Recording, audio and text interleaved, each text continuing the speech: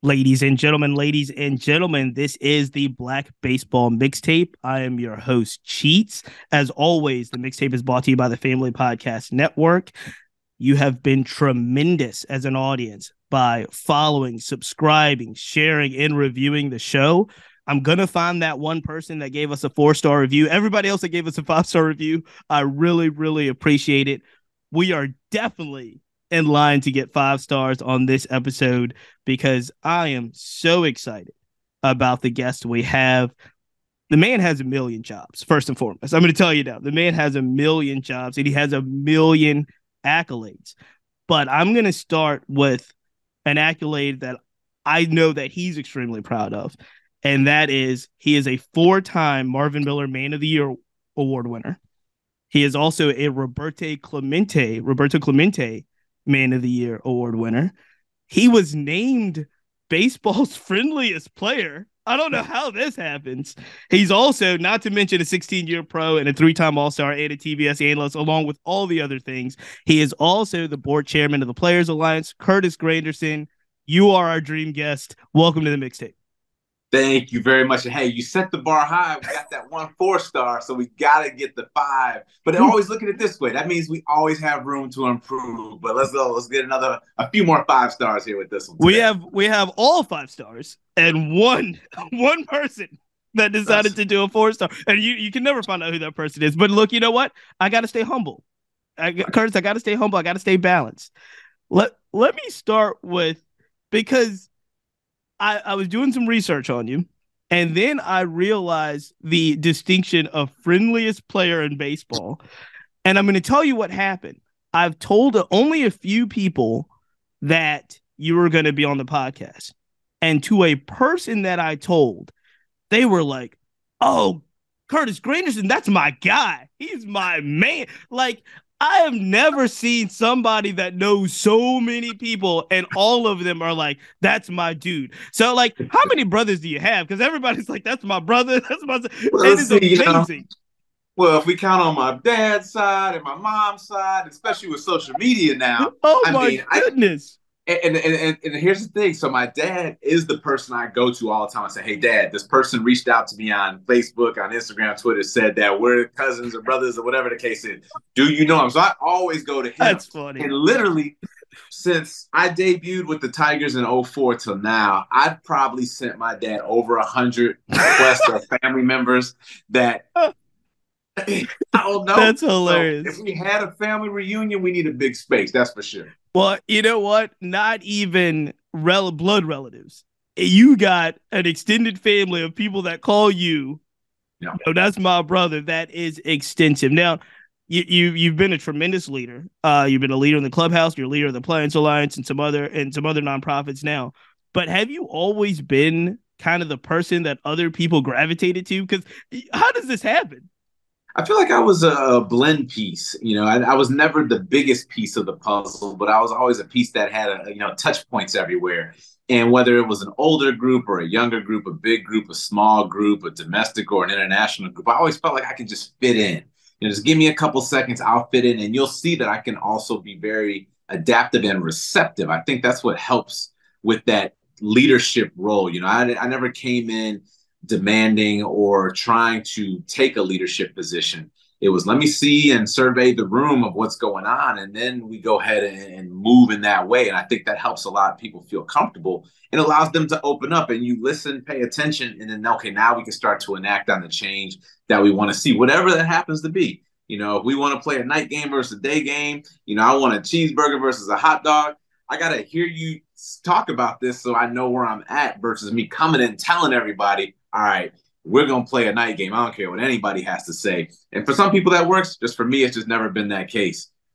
You played 16 years in the pros. Throughout that time, who were some of the best clubhouse leaders you were around? The first one was Dimitri Young. He was the one that right away took me underneath his wing, and I get with Detroit, and he would take me to eat. He would, tell me what time to go places, how to, just be around the clubhouse and everything that was going on. And that was big because you get to the major leagues and that's the goal. That's where you want to get to. But everyone assumes once you get there, okay, now you got it figured out. Yeah, and absolutely. I remember the first time I got there and they posted on the board what time batting practice was the next day, but there was no time for the bus to the field. So I did what I thought I'm supposed to do. I went and asked. If I don't know, I don't ask. They say there's no stupid questions, but I found out real quick there's just certain people you aren't supposed to ask at the major league level. So once you're a young player, you're not supposed to ask like the high ups. You're supposed to know or ask the people that are in your category, or someone's supposed to tell you. So the day's over. I still don't know what time I got to be there. And I asked somebody that I wasn't supposed to ask. And then I found out, okay, you don't ask that person. But it's just so unique. I just don't want to be late. And you find out, okay, talk amongst your peers, find out, talk to this person, talk to that person. And these are just little things that Dimitri had to teach me right away, which had nothing to do with hitting the baseball. Just what time do I need to be at the field so I'm not in trouble? And when did you start to feel like, because like you said, you're a young player, you're learning different things. When did you start to feel as if you were ready to start leading others in the clubhouse? Like, how long did that process take for you? I feel like it was two-tiered. In terms of being like a Dimitri, that took me some time because I was fortunate where like the first 8 years of my career, half of that with Detroit, half of that with the Yankees, I had multiple teammates that were in their 40s that had had a ton of experience, that had played at the highest level possible, had played for a very long time. So there was nothing I was going to do that could trump them. I could learn from them. I could emulate them, but I wasn't going to be that type of a leader that they were just because of the sheer experience. And these are players like Gary Sheffield, Kenny Rogers, Pudge Rodriguez, Derek Jeter, Andy Pettitte, Mariano Rivera. The list just goes on and on.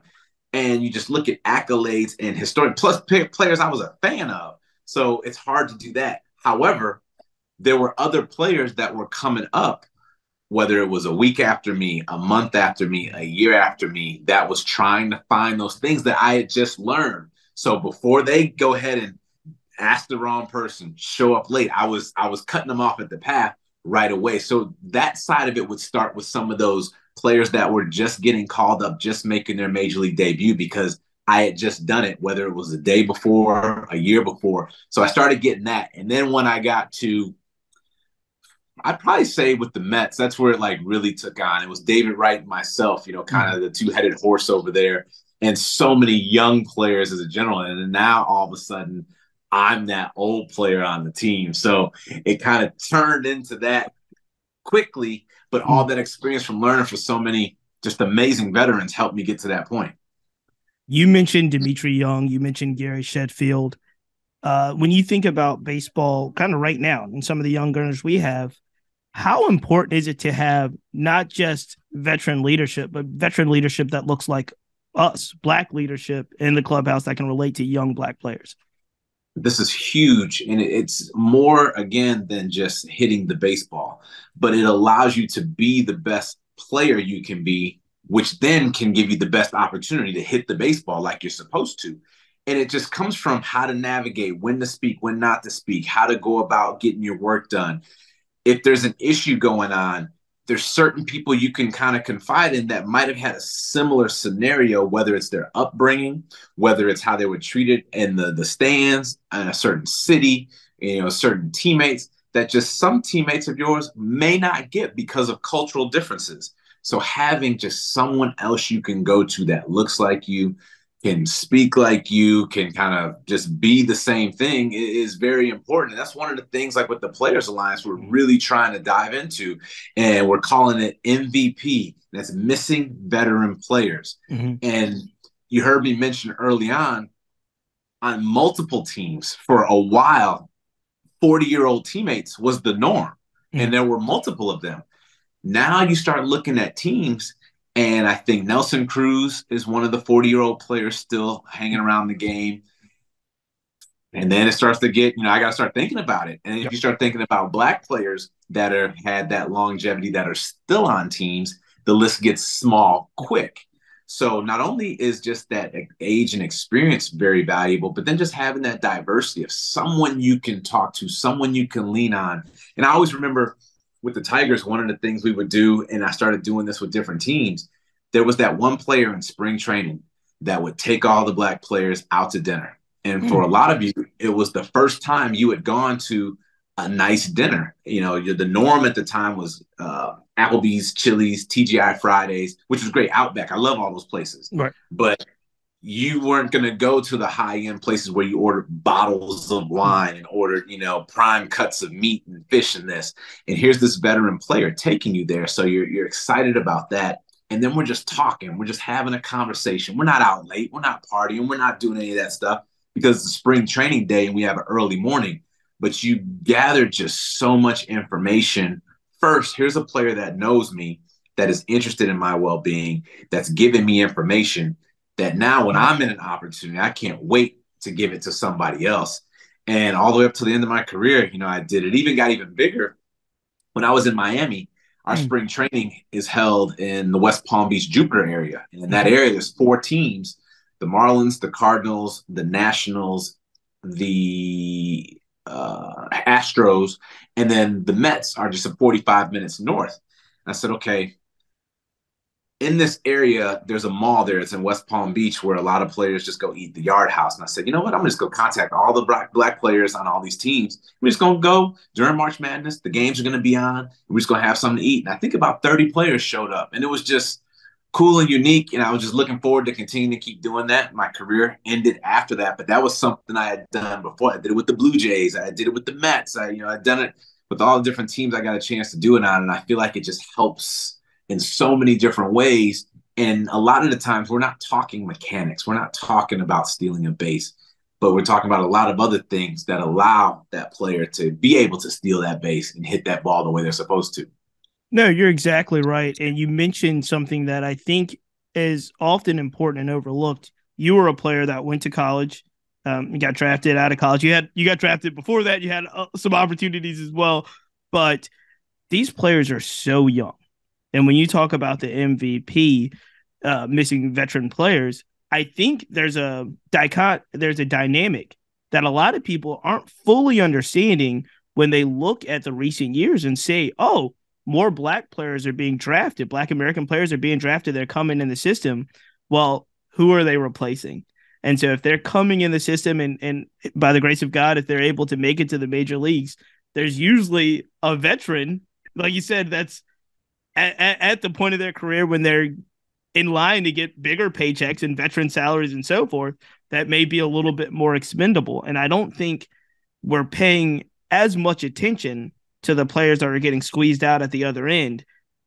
Even though I'm very excited about the influx of players that are coming into the league.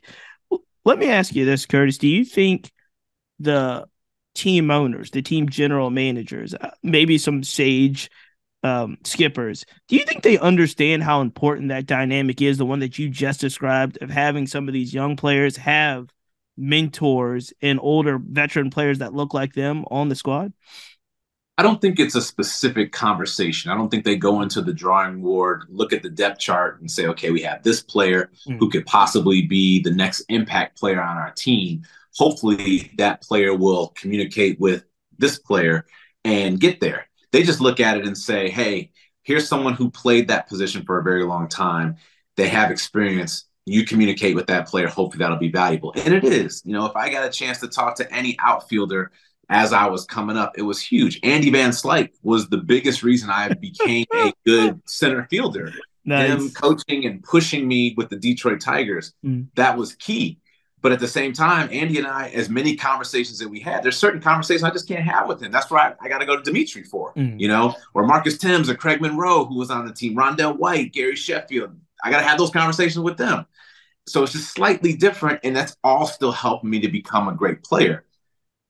When you start to have these young minority players, these black players that are coming up who are definitely sons of former big leaguers or just top prospects and top talent, it's great to get them drafted and get them into the system.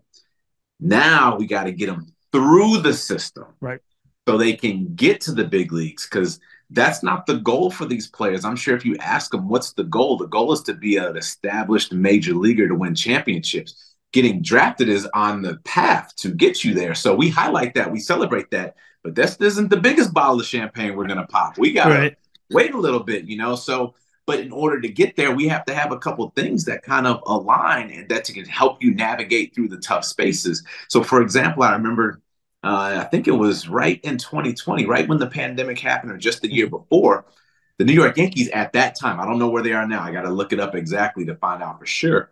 This is, arguably the most popular team in not only baseball, but in all of sports around the world. And I'll reference that by saying I've promoted baseball internationally. And I'll go to countries where baseball is not big. And I'll start talking to people and say, what are you doing here? And I mention I'm there promoting baseball. And I say, I don't know baseball, but the Yankees are a team, right? Right. So it shows how big they are. Right. And yet this team at that particular time had 8 Black players in their entire minor league system and only 2 Black coaches throughout the entire system.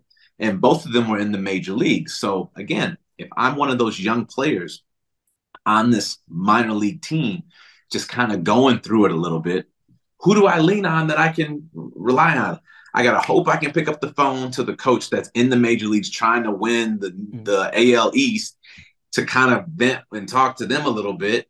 But I got 24 other teammates of mine that I may or may not be able to just communicate with the way I want to. The coaching staff doesn't look that way. The scouts don't look that way. The training staff doesn't look that way.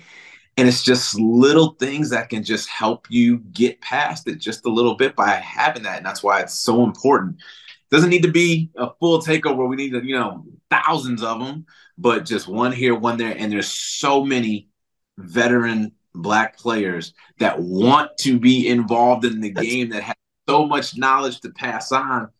We just got to get them back over there. That's the other side. It's not necessarily a pipeline problem. We have players, former players that want to be a part of the game, that want to be able to help young players come along.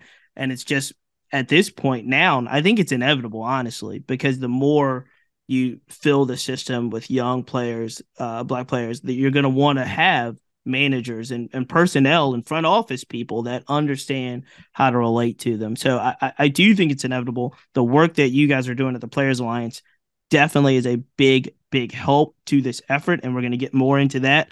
But I want to switch gears really quickly, because as we speak right now, in just a few hours, Team USA is going to play in the championship game against Team Japan in the WBC.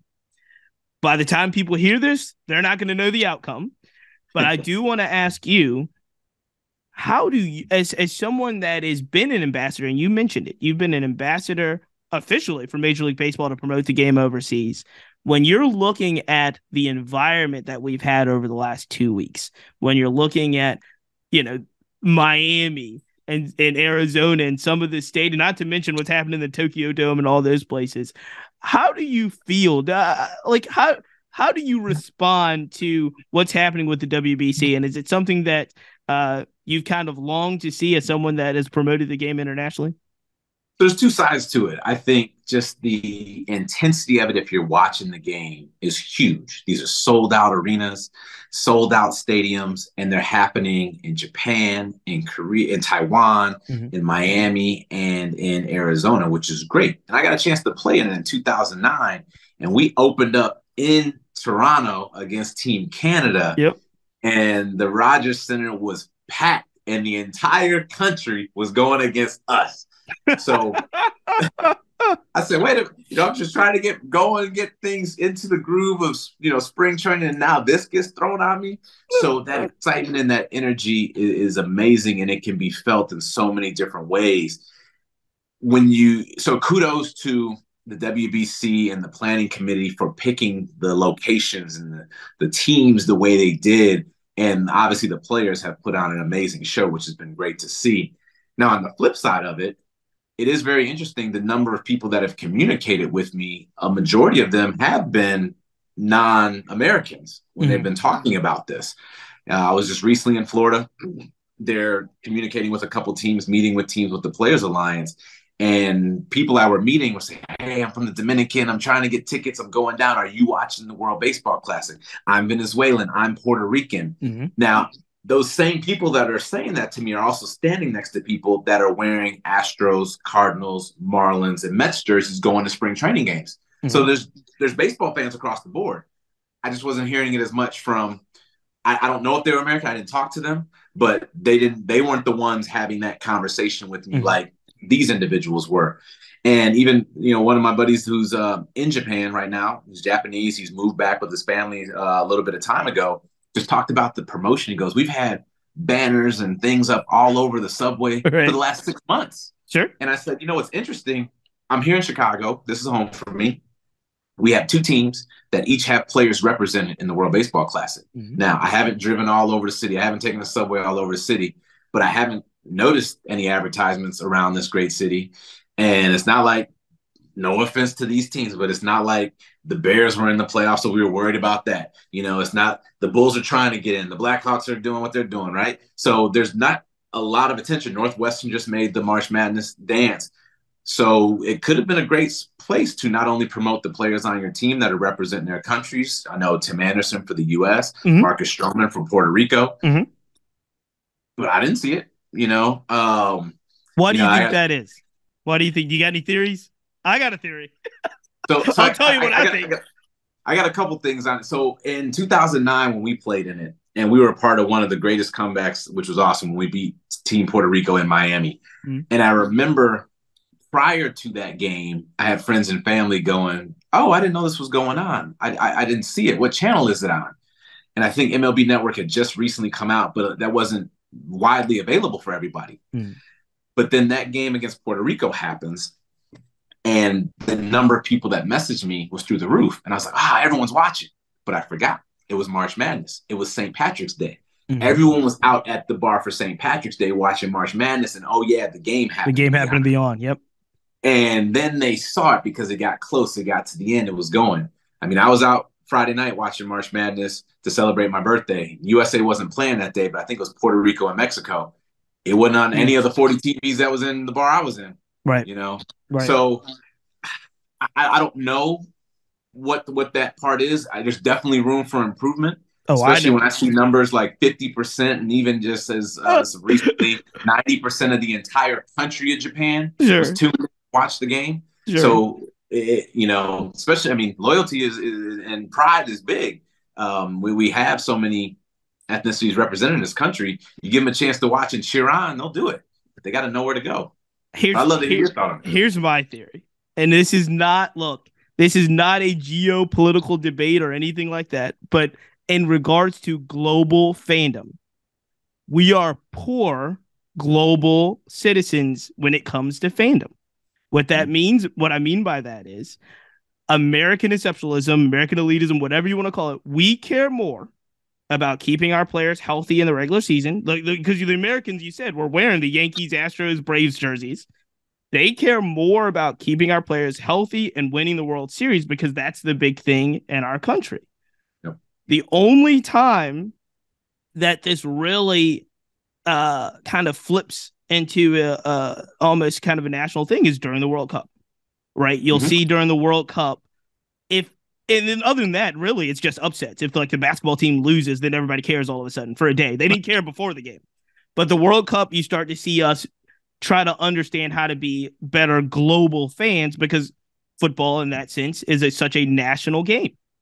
What's happened here is all of the other global fans of the world, Japan, Dominican Republic, Venezuela, they understand and take this really, national pride above all other things. And like I said, the stat that is amazing, 60% of Japanese population in Japan watch the game.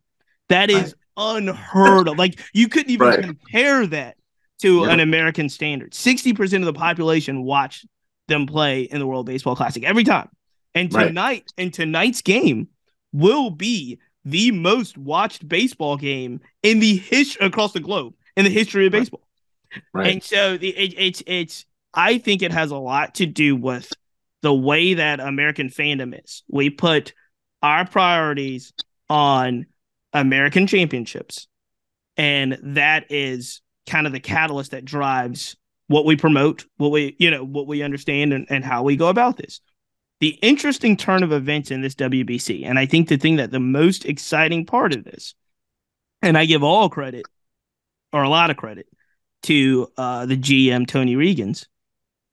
because he had a lot of people don't know this. They usually start the story with Mike Trout. And I think Mike Trout is honestly, and for most people, is the right person, right leader, best American player in baseball to start with. Because once he said he was in, Bryce Harper said he was in, Mookie Betts said he was in. They all wanted to play on Team USA with a guy like Trout, and like, we're going to do this exciting things. What a lot of people don't know is Tony Regan's drafted Mike Trout. Yeah. He was the GM of the Angels, so I give a lot of credit to Tony Regan's and Mike Trout and the way that they put this program together. And because we have so many amazing American players playing, especially position players, that said, hey, we're going to go and we're going to represent and play this thing, that got, I think, the excitement that we do have. It hails in comparison to what is happening in the Dominican Republic or Venezuela or even Puerto Rico or obviously Japan.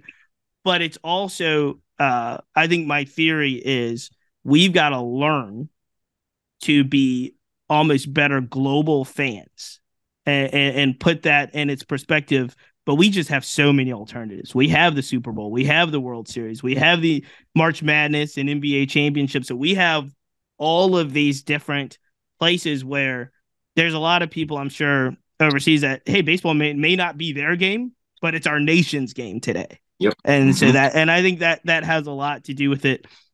That's just mine. I don't know if I'm on to something here, but because you are. I mean, I look at it this way.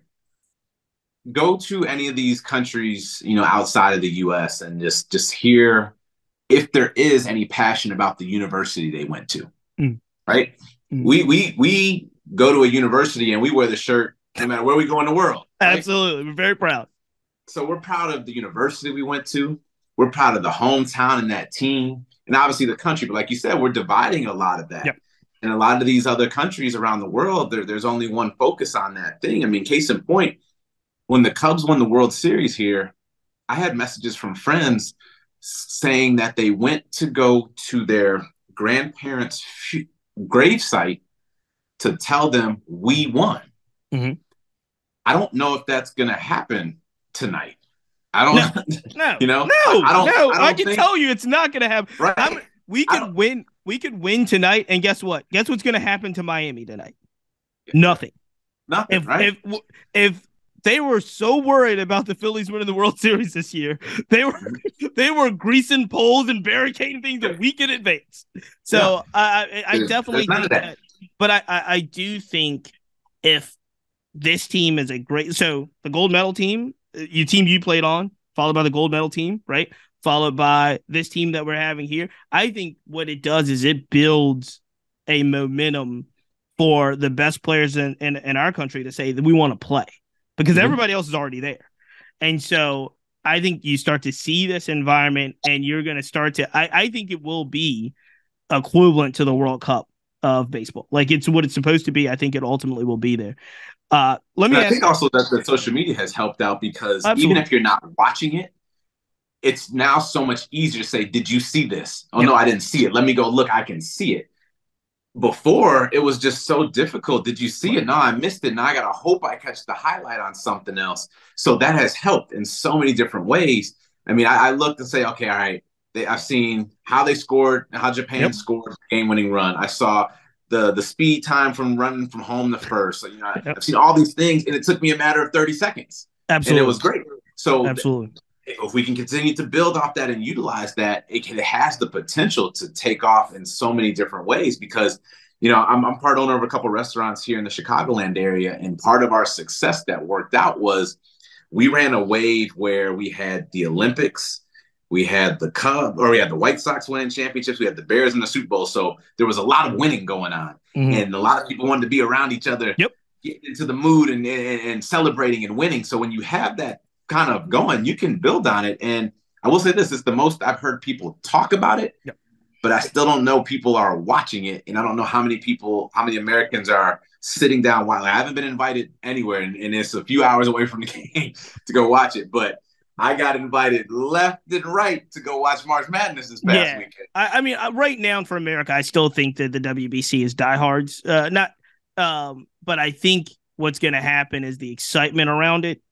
Especially, I mean, they were very smart. They put Venezuela, Puerto Rico, and the Dominican and Miami, Dominican Republic. Yeah. They're just very smart. Yeah. I think the excitement around seeing those environments are going to hopefully translate. Last question on this, and I want to get your opinion on it because I'm excited about it. You mentioned Tim Anderson as a Chicago guy, Mookie Betts, Cedric Mullins, Devin Williams. If you actually look at the percentage of baseball, Major League Baseball, and the percentage of Black American players, we're actually over-indexed on this USA team. Right.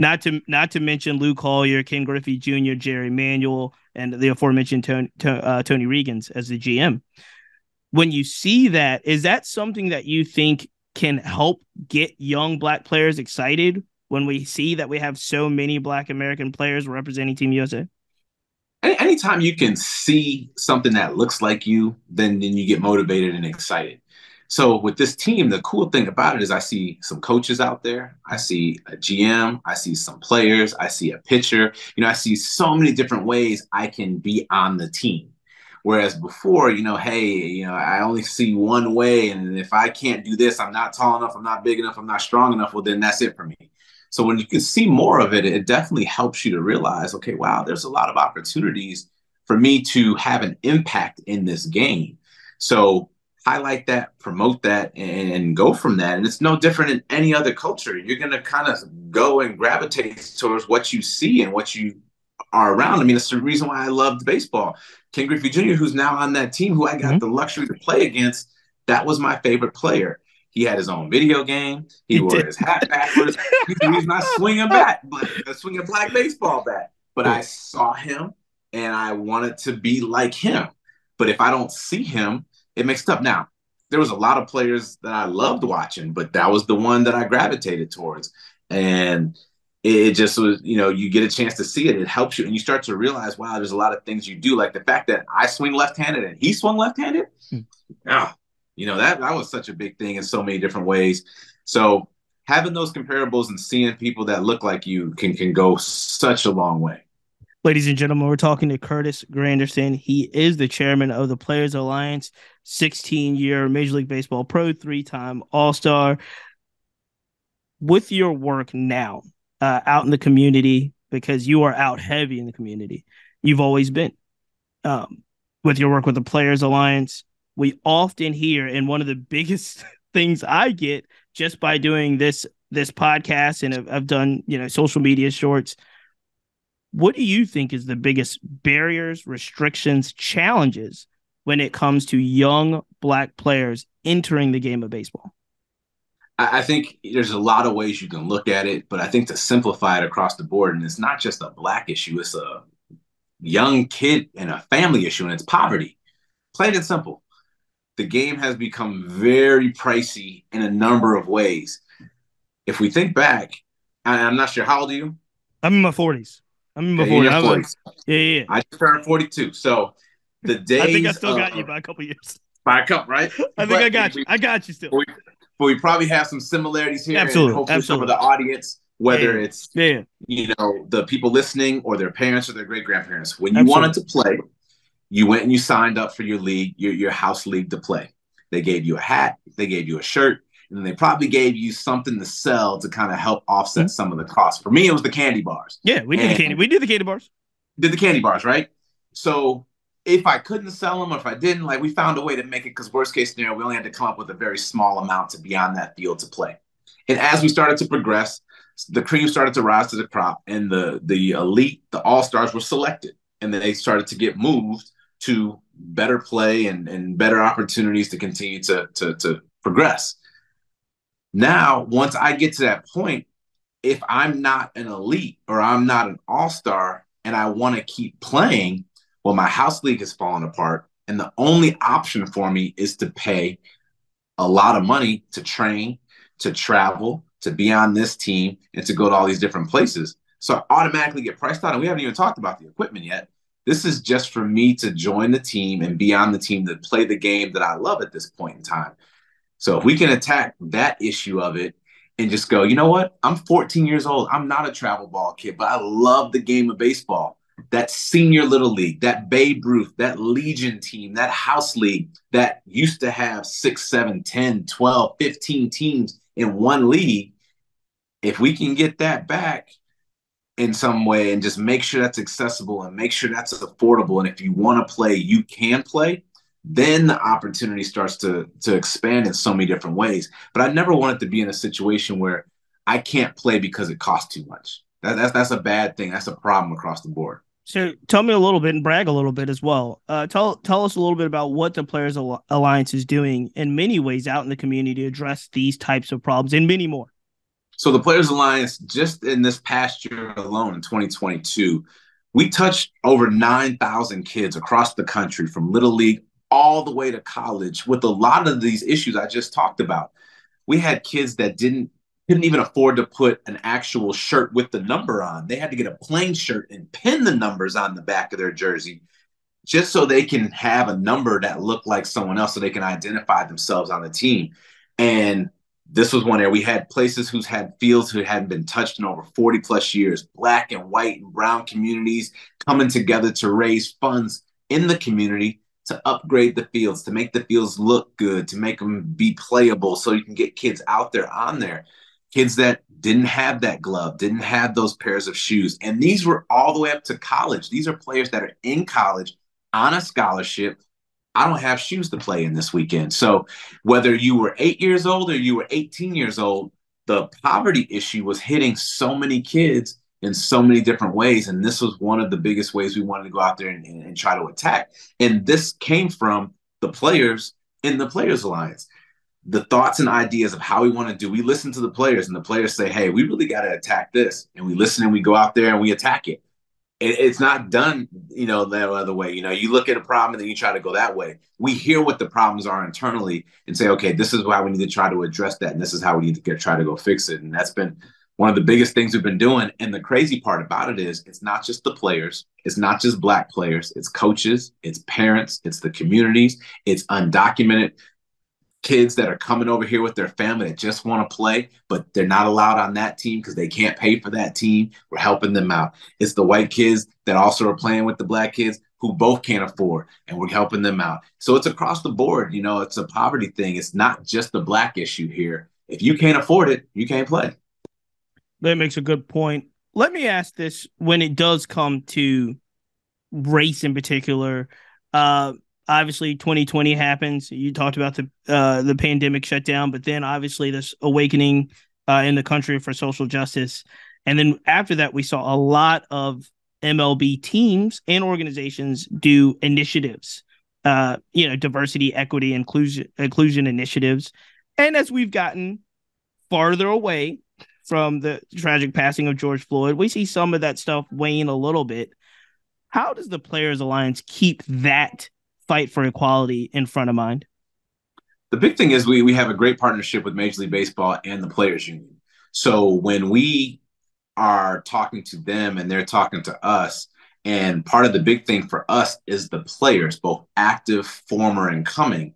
And the way a lot of these leagues move is through the players. So when you hear from the players and go, wow, this is the issue, or this is the concern, or this is something you should think about, and there's a majority of the players saying that, well, you got to listen to it and you got to go ahead and start doing that. And we got the ear of so many different players because timing of it was perfect. We had Edwin Jackson, CC Sabathia, and myself, players who Edwin was still playing. CC and I had just retired, but we hadn't been retired so long that we didn't know the current players in there. And then we'd also played with so many players that had been retired for 10, 15, 20 years that we knew them. So we had this connection to bridge the gap on so many different ways. That's why we get such a high turnout and feedback from all of them. And it's important to hear this is big. We need to consider this going forward on this day at this time, or this is happening, or these things are going on. And you're starting to see it, continue at the level it was in 2020, not necessarily, but it has continued. We're now talking in 2023. I mean, we've seen a lot of things come and go in this game, and it's not going to be the first or the last time, but we're definitely keeping our foot on the pedal to keep this at the forefront, especially because you asked earlier, like these GMs and these owners, what's their focus on? This may not be the top of their agenda. So we make sure it stays near the top of the pile. When you, Edwin, and CC get together, who talks more trash? Man, CC, hands down, hands Really? down. It doesn't matter what it is. It could be sports, it could be food, it could be how how did you hit? anything. How did you hit off CC? Who do you have a better track record off of, CC or Edwin? Oh, Edwin, CC's too big. CC's 6'8". I can't. No, that's illegal. He's too tall to be up there pitching like that. So I think I got like 1 or 2 hits off of him, but nothing big. I faced Edwin. I feel like I faced Edwin more later in his career. So, but I got more hits I think off of Edwin than I do CC. So, That's and hilarious. CC's just somebody. Even if he is talking trash to you and you know you're right, what am I gonna do? He's too big. Like. You know? Let's switch gears a little bit before we get you out of here, Curtis. We're really, really appreciative of not only your time to do this, but the time you give back to the community, the work that you're doing with all of your nonprofits and the Players Alliance. You're doing so much, and you should be recognized as you are, but you should be recognized for not just what you've done in your career, but the way that you've transitioned and made everything so impactful post career. But let's have some fun. Let's do it. Who is throughout your whole career? Who was the toughest pitcher? Like, who's the pitcher you looked at the lineup card and was like, "Good Lord, not today." So if I'm looking at it from the lineup card, then we're thinking about starters. So from starter standpoint, you can explain it. You can explain it. I don't care. Yeah. All right. So first, the one I just hated facing was Scott Downs. He was a lefty reliever, and everyone says when I say the name, they go, "Him, really?" I said, "Yeah." And so him and I were with the Blue Jays at the end. I was doing something, and he came up to me. He goes, "You hit a home run off me in spring training," and from that moment, I realized. So I just didn't do that again. And then from there, when it counted, I was 0 for 10. I ain't had nothing to show for. So he was a tough one. Strasburg, I don't like facing from a starting standpoint.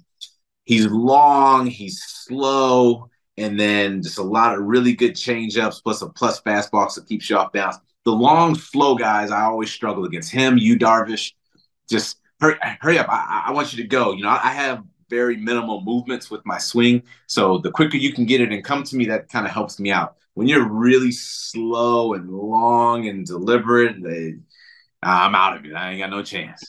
For you, what was the best part of the game? What is the best part of the game?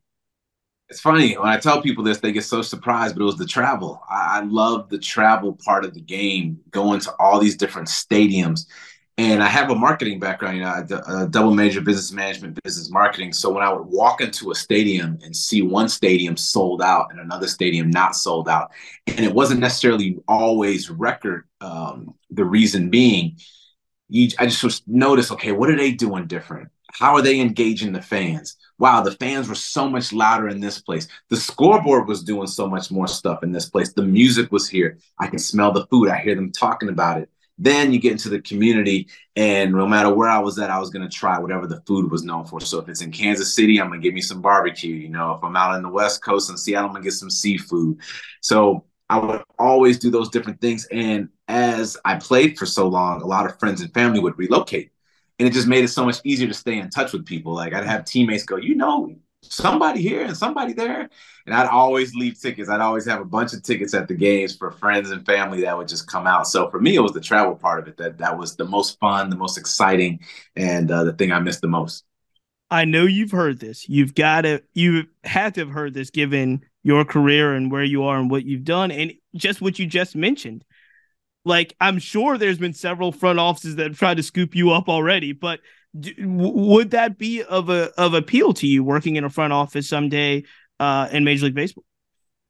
It's interesting because I see things, especially on my just the number of teams I played for. I played in big markets. I played in small markets. I played in championship teams. I played in teams that didn't have a chance for the championship. So I've seen what works and what doesn't work and what teams have and what teams don't have. So I feel like I can provide information on that side of it. But from running an actual team from a GM standpoint, there's a lot of moving parts. And towards the end of my career, I would see Mike Hill, who does a lot of stuff with absolutely MLB and also with World Baseball Classic.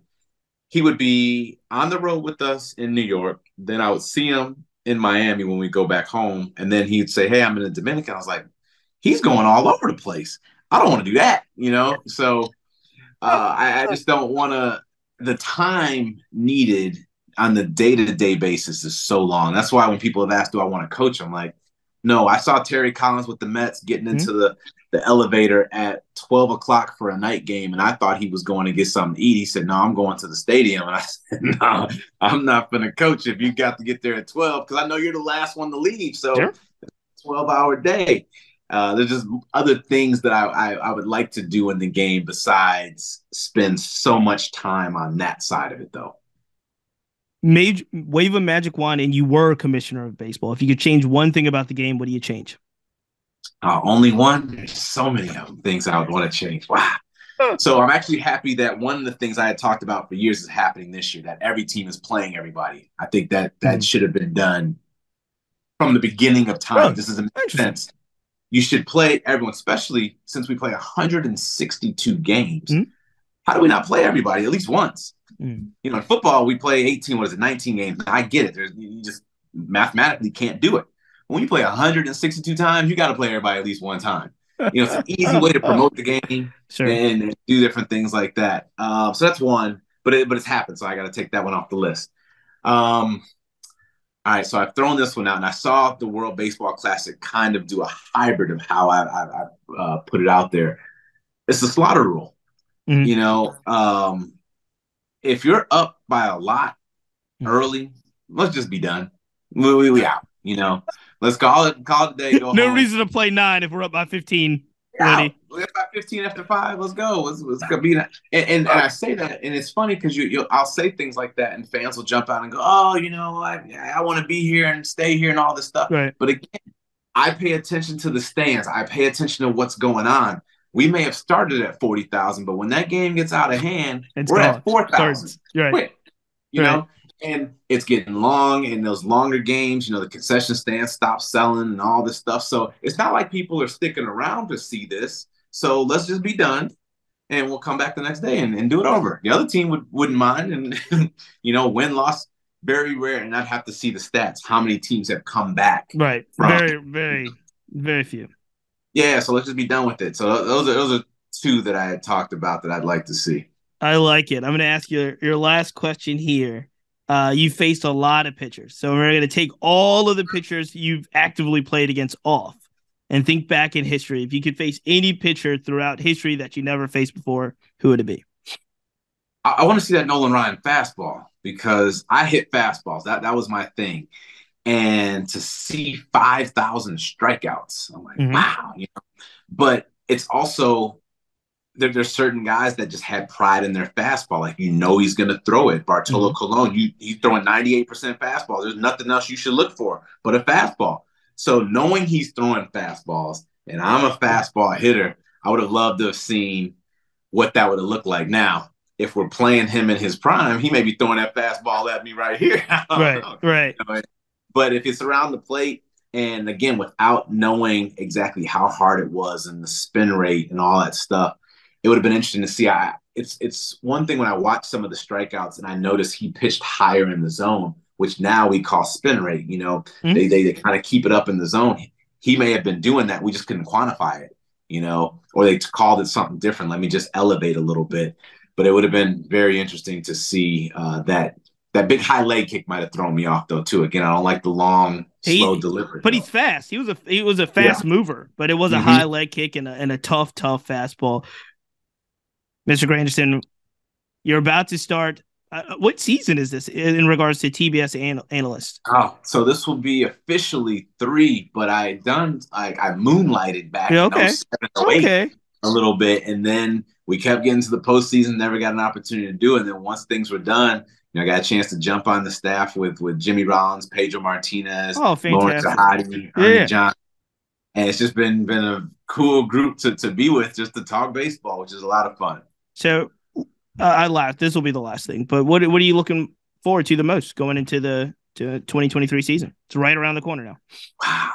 Wow. For this year, for the whole season, I would say I'm really excited just to see fans see players that they wouldn't otherwise in their own backyard. Okay. And I think that's so big. For example, I remember talking to somebody about the hype to see Michael Jordan. Hmm. And these were people that live in the Bay Area. They had tickets to the game. Michael Jordan's coming out there to play against the Golden State Warriors, and we're ready. But Michael Jordan, I think, was sick or injured, but couldn't play. And the disappointment, right? But next year, he's coming. Next year, he's coming. So if I missed them this time, and that may have been my one opportunity, I got a shot next year. And I can't help but say that had a huge hand in promoting the NBA to what it is today.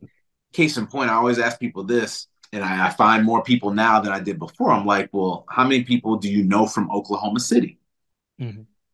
Oklahoma City has put that city on the map because of what they did basketball-wise. They had stars, they played, they had an opportunity to do so. And you may have never been there, but you heard of them and you watched them. You find a diehard baseball fan. I used to always do this. I would always quiz them. And I would say, you're a diehard baseball fan, right? They're like, yep, I love the Cincinnati Reds. I love the Pittsburgh Pirates. I love whoever. I said, okay, tell me the National League and American League MVP from the year before. Not this year, the year before. And they just stumble in their tracks. And you think about it, these are two of the highest awards in the game. Diehard baseball fans can't name them. No. You know, I'm not telling you to tell me from 1950. I'm telling you to tell me from last year. Sure. And they go, they start narrowing down who it is, maybe Mike Trout, right? They start thinking of the big names, so they get close. But you and then I go, okay, tell me Cy Young. And they go, oh, right? So the 4 biggest awards in the game, we don't know who it is. And that part, I think, can help when everyone gets a chance to see everybody. Like if you got a chance to see Ohtani last year, you'd be like, oh, okay, I know why he's got a chance. Or I saw Judge last year. Okay, I know why, But if I don't see him, it makes it hard for us to get a chance to know how great these players are.